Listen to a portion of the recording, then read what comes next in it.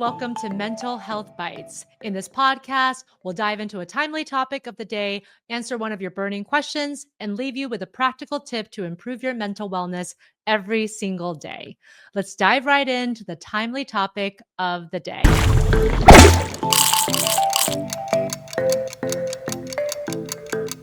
Today, we're going to be talking about a viral social media trend. Have you seen a headline called Main Character Energy? Well, we're going to talk about that, but with a twist. What if this empowering concept isn't always about confidence and self assuredness, but instead a sign of unresolved trauma? Stick with me as we explore the psychology behind this phenomenon, answer a listener question all about this, and end with a practical tip to help you channel authentic self worth instead of coping through performance. Let's get right into it. So, you've probably seen the term main character energy all over social media or on some online articles. And it's an idea that you step into your life with boldness the way that a main character or a protagonist in a book or a movie would do. This makes you the main character of the story, romanticizing even the most mundane moments of your life. On the surface, it sounds amazing. Confidence, self-love, taking up space. Who wouldn't want that, right? But what if I told you that for some people, this isn't actually confidence, but a defense mechanism? Let's break this down.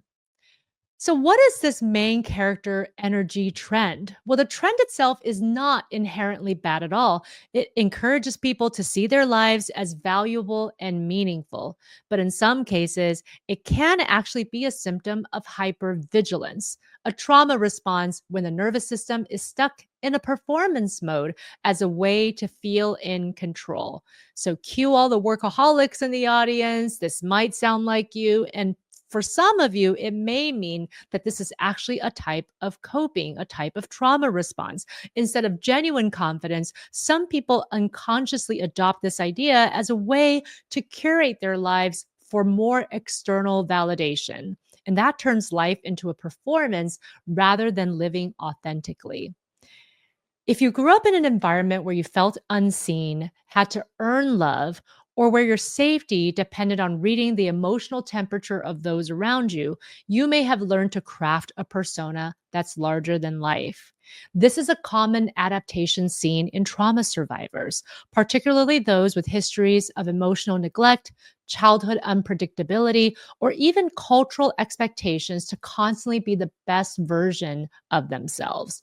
And sometimes I hear people talk about big T trauma versus little t trauma. And I just want to clarify that if that is the language that you're used to hearing or using, even little t traumas can contribute to this idea of coping through performance. And therefore, it's something that we really need to look at.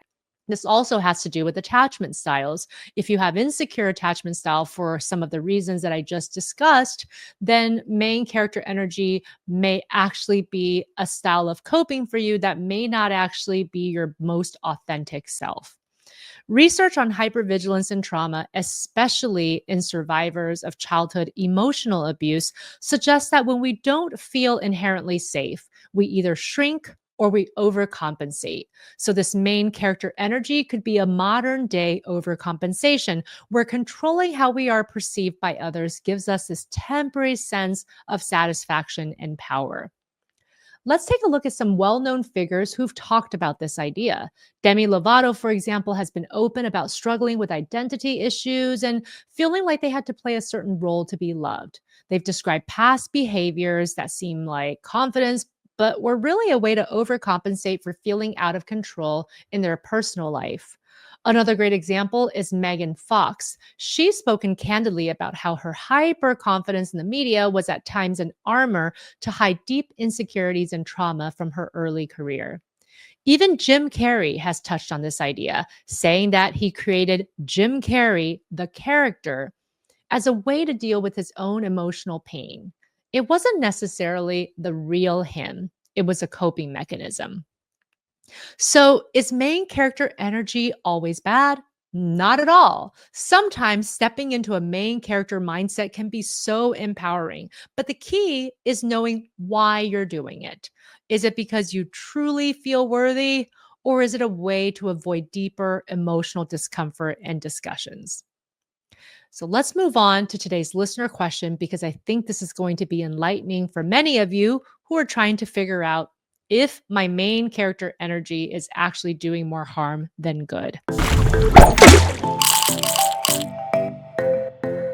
Today's question comes from Alex in Idaho. And Alex says, Dr. Judy, I love this idea of main character energy, have bought into the social media trend, and want to practice it. But after hearing you talk about this idea of hypervigilance and some of your other social media posts, I'm wondering, how do I know if I'm truly confident or if I'm just performing confidence to cover up my insecurities? Alex, I love this insightful question, and you're not alone in wondering this. A good rule of thumb is to ask yourself the following three questions.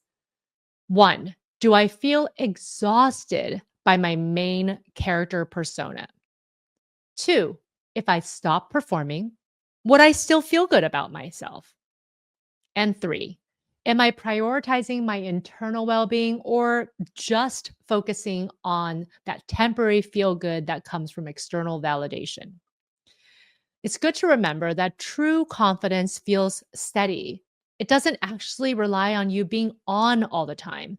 If you notice that you feel drained by constantly curating yourself, or if you feel anxious when you're not in control of how other people perceive you, and by the way, we never really are because we never really know what people are thinking, then it might be worth exploring whether this is really just a protective mechanism rather than your authentic self esteem. And this brings us to today's practical tip of the day. Today's practical tip has to do with how to build genuine confidence and not just performance confidence. If you suspect that your main character energy is more about performance than true self assurance, then here is a simple way to shift into authentic confidence. First, I'd like you to practice uncurated living for a day. So challenge yourself to spend a full day without performing. This means no filtering your words to sound perfect, no overthinking how you've perceived by others, and no performing emotions you don't actually feel. Instead, focus on simply being. Notice how that feels. Is there anxiety, discomfort? And if so, that is okay. That's your nervous system adjusting to a more natural state. So here's an example. If you usually plan your outfits for social media worthy moments, wear what feels natural instead. If you're always the entertainer in social settings, try sitting back and observing others and notice how it feels. The second part of this is to practice daily affirmations. And this specific one is really important in really understanding how this main character energy is affecting you. So every morning, just ask yourself, if no one was watching, what would I still love about myself today? And answer that question authentically. You might even want to write it down in your journal. And this really helps you to tap into your intrinsic self worth rather than rely on external validation too much. So here's an example. Instead of thinking, I look great in this outfit, shift to, I love my resilience. I love my kindness, right? Because those things are not as performative, but they are nevertheless really important values that make you who you are and make you lovable and worthy. The third part of this is to learn to slow down your response. Now, you know what I'm talking about. It's always hustle and bustle, always on the go. And in some ways in our culture, we're really rewarded for that type of behavior. But people who are stuck in hypervigilance often do respond really quickly as if they're anticipating what other people want. So, this is a really simple reframe, but just try pausing for 3 seconds before you speak or react in certain situations. Give yourself just a moment of time to reflect, to respond in a way that feels authentic to you. It's really what you want and not just what's expected of you. So here's an example. Instead of immediately jumping in to say something witty or impressive in a conversation, or jumping to saying yes to any request that's made of you, especially when someone is patting your self esteem and saying you're the only person who can do this, take a moment to check in with how you actually feel before speaking. The goal, again, for all three of these techniques is to feel at peace in your own presence without the need to perform. So, what do you think? Is main character energy empowering or is it sometimes a mask? Tell me in the comments, and I'd love to hear more about whether or not you can think of ways to retool main character energy so that it's used sparingly. It's used when you really feel authentic about it. It's really helping to boost your self confidence rather than as a coping mechanism that may not be wholly healthy. Thank you so much for tuning in to Mental Health Bites with me.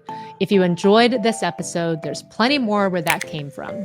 Make sure to hit the subscribe button and click the bell icon so you never miss an update. Give this video a thumbs up if you liked it and leave a comment below with your thoughts or any questions that you might have. Also, feel free to share this video with your friends and family who might find it useful. Stay tuned for more helpful content, and until next time, take care of your mental health.